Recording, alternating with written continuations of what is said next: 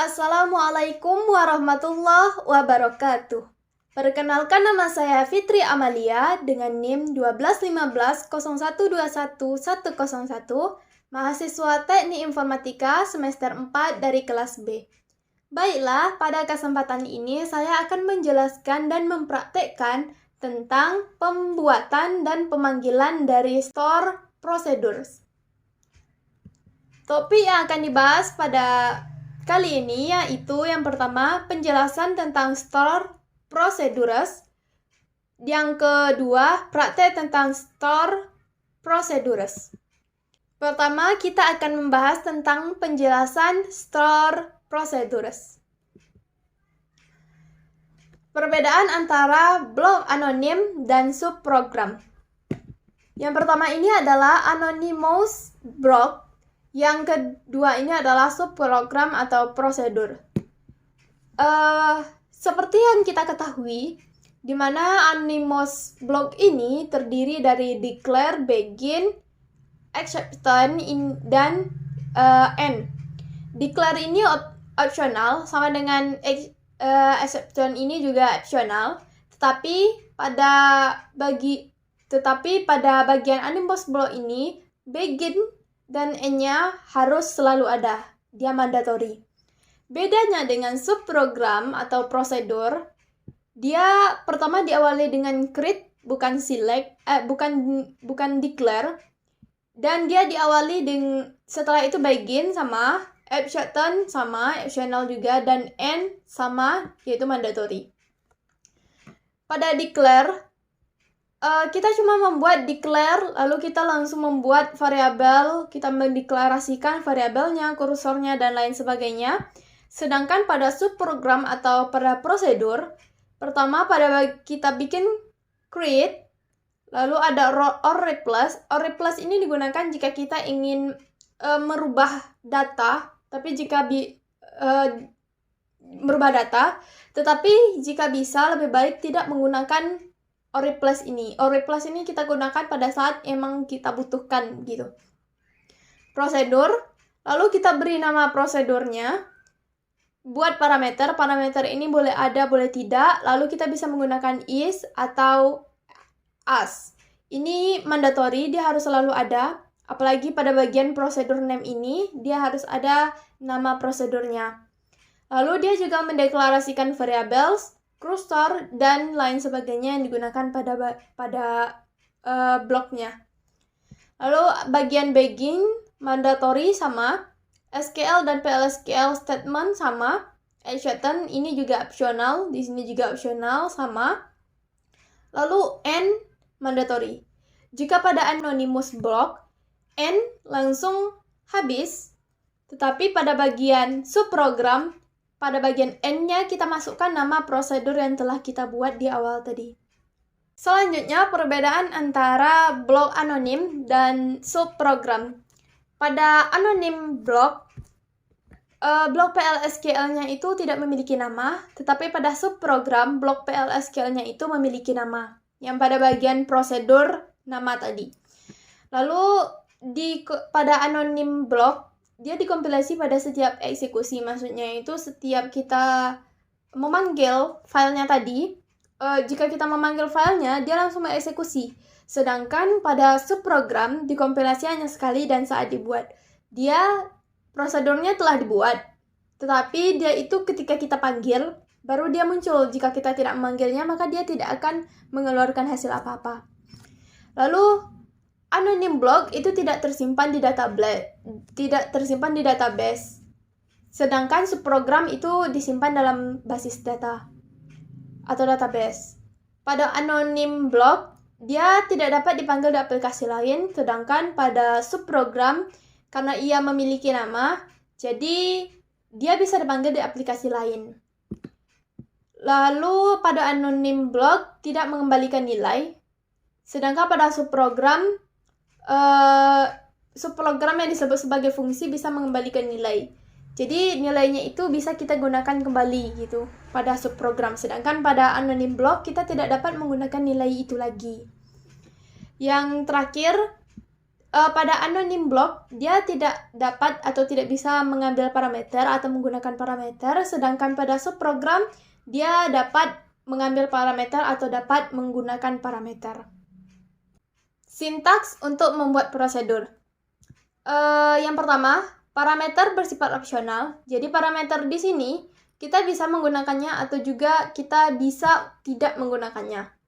Modenya default ke in. Mode ini default in, tetapi kita bisa merubahnya ke out. Maksudnya di sini dia ingin mengetahui apakah data itu berasal dari dalam atau dari luar. Apakah dia itu merupakan inputan dari dalam atau dia itu merupakan keluaran atau output gitu. Atau data dari luar. Tipe datanya dapat berupa eksplisit, contohnya seperti varchar, atau juga bisa berupa implicit dengan %type. Jadi tipe datanya ini bisa kita menggunakan tipe datanya ini seperti varchar dan lain sebagainya. Tapi kita juga bisa menggunakannya dengan menggunakan %type. Isi body sama dengan blok anonim. Maksudnya tuh isi pada bagian body, pada bagian begin sampai end itu sama dengan isi yang ada pada blok anonim. Selanjutnya kita lihat di sini ada contoh prosedur store prosedur. Yang pertama kita create, di sini kita menambahkan prosedur. Kita membuat prosedur dengan nama add depth is dengan variabelnya yaitu vdep id dan vdep name. Lalu dia menggunakan tipe data %type untuk menyamakan dengan tipe data yang ada pada tabel sebelumnya. Di sini kita memasukkan variabel departemen ID-nya 280, variabel departemen name-nya kita beri nama ST Curriculum. Lalu kita menyisipkan atau menginsertkan ke dalam tabel departemen, yaitu departemen ID dan departemen name, dengan value-nya ini variabelnya, yaitu vdep ID dan vdep name. Lalu kita masukkan dia menjadi dbms output put line inserted, kita menyisipkannya SQL %rowcon ini sebagai ini kita memasukkan SQL-nya dengan %type yang ada pada tabel sebelumnya, dia dalam bentuk row, dalam bentuk baris. Selanjutnya, kita akan mencoba mempraktekkan untuk membuat dan memanggil store prosedur pada VS Code atau Visual Studio Code.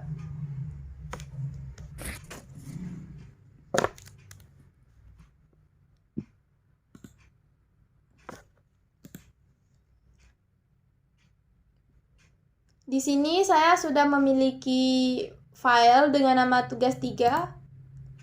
Kita buat nama filenya example prosedur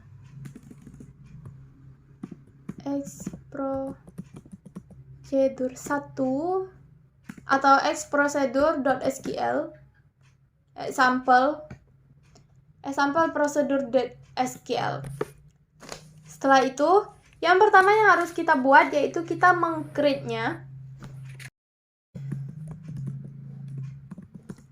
Di sini sebenarnya kita bisa menggunakan or replace. Kita buat dulu ya. Lalu nama prosedurnya.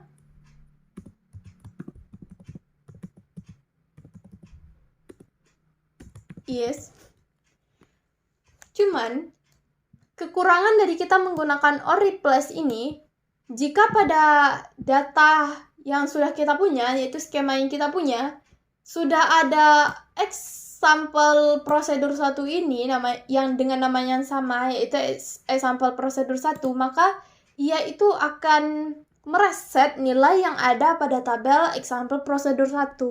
Jadi, jika bisa, kita hapus saja supaya kalau emang salah nanti dia ngasih tahu kalau salah gitu. Tapi kalau misalnya tidak ada namanya, dia tidak ada dengan yang namanya example prosedur 1, maka dia akan membuat tabel baru dengan nama example prosedur 1. Kita masukkan bagian-bagiannya, DBMS output line. Contohnya di sini kita buat halo dan kita end. Nah, selanjutnya kita coba menjalankannya di terminal.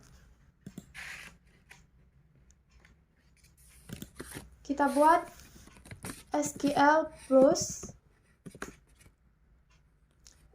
Kita menggunakan skema HR di sini. Lalu kita set server. Jika menggunakan VS Code harus selalu menggunakan set server output on. Selanjutnya di sini kita coba lihat bagaimana jika kita memanggil filenya. Kita panggil filenya add x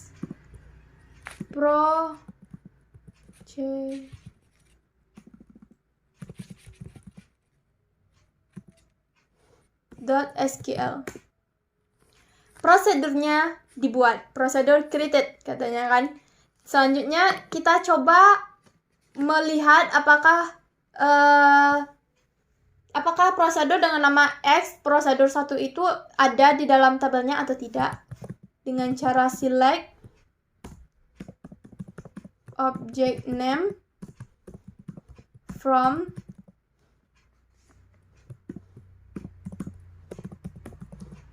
procedures. Ini bisa kita lihat bahwa ada prosedur baru yang kita buat tadi, yaitu example prosedur 1. Lalu coba lihat mengeksekusinya dengan cara kita buat nama prosedurnya.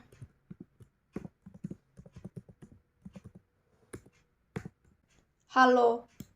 Maka ia mengeluarkan halo yang kita buat pada bagian begin tadi. Nah, ini adalah contoh sederhana dari cara membuat dan memanggil store prosedur. Lalu bagaimana jika kita mendeklarasikan variabel? Misalnya kita mendeklarasikan variabelnya pada bagian create ini.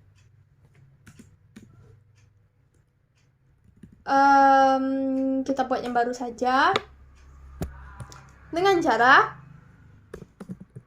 create. Di sini kita menggunakan or replace. Karena apa? Karena kita akan membuat prosedur baru yang juga namanya sama dengan example prosedur 1, tetapi dia example prosedur 2. Jadi dia harus menggunakan or replace. Prosedur kita buat namanya example prosedur 2. Kita coba dia menggunakan as. Kita coba bikin dulu begin and. Lalu kita deklarasikan misalnya vname-nya dengan tipe data varchar 2, panjangnya misalnya 10.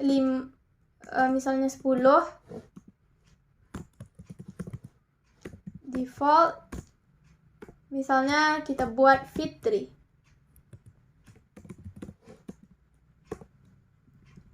Pada bagian beginnya kita deklarasikan DBMS output line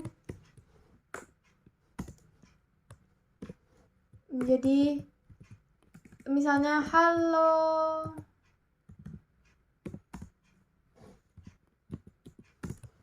Dan kita tambahkan vname di sini. Nah, and di sini kita menggunakan variabel, yaitu variabel nama dengan tipe data varchar panjangnya 10 dan nilainya adalah Fitri. Kita coba panggil filenya xprosedure.sql. Nah, prosedur dibuat. Prosedur yang pertama ini, prosedur 1, dan prosedur yang kedua yaitu ini, prosedur 2. Kita contoh select dulu untuk melihat apakah benar sudah ada apakah prosedurnya benar-benar sudah dibuat.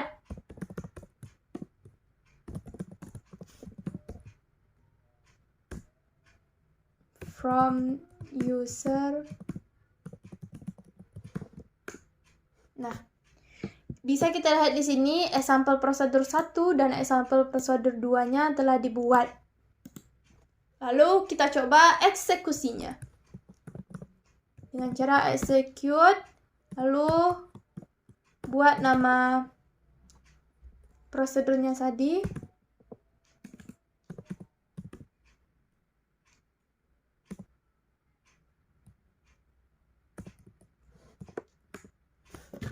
Nah, bisa dilihat di sini, halo Fitri.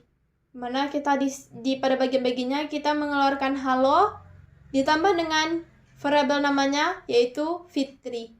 Halo Fitri. Sekian penjelasan saya tentang cara pembuatan dan pemanggilan store procedures. Apabila ada kesalahan atau kekurangan, saya mohon maaf. Dan saya akhiri, wabillahi taufiq wal hidayah. Wassalamualaikum warahmatullahi wabarakatuh.